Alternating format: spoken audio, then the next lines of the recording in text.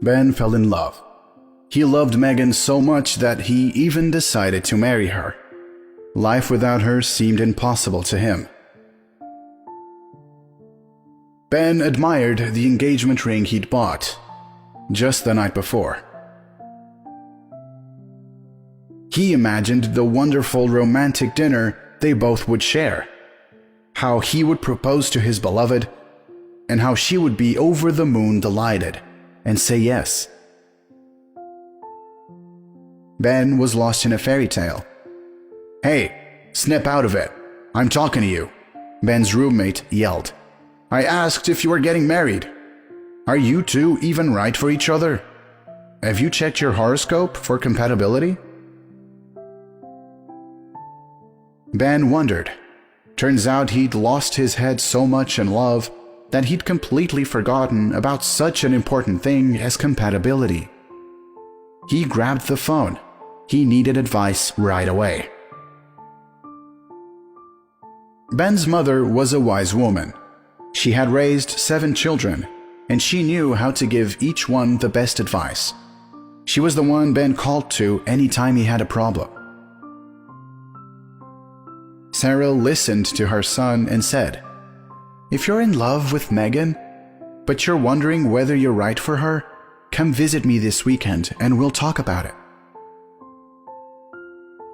So, on the next Sunday, Ben departed for his mother's house, where he was greeted by a warm hug by his mother and a delicious raspberry cream pie.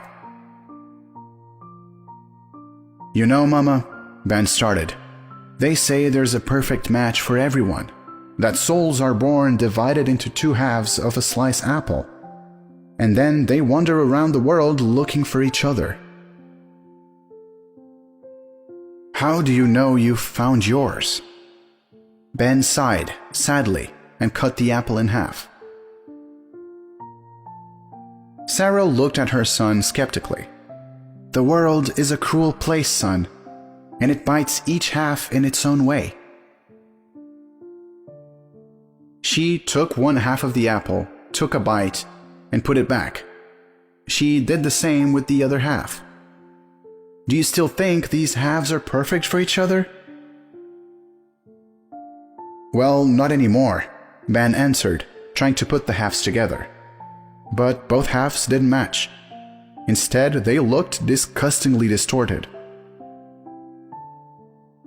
"Now look here, son," Sarah said as she put 4 different apples on the table.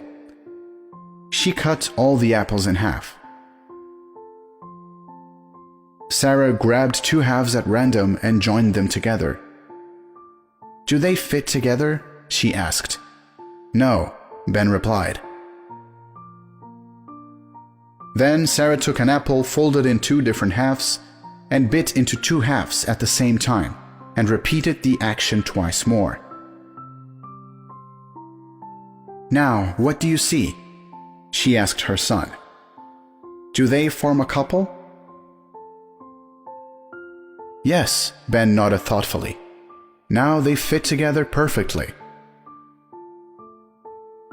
Sarah smiled and said, "They are perfect for each other because the world didn't nibble on them individually, but together." Sarah added, "People who love each other become one. They enjoy life together and take the blows of fate together. They learn to understand each other at a simple glance and support and push each other to achieve success.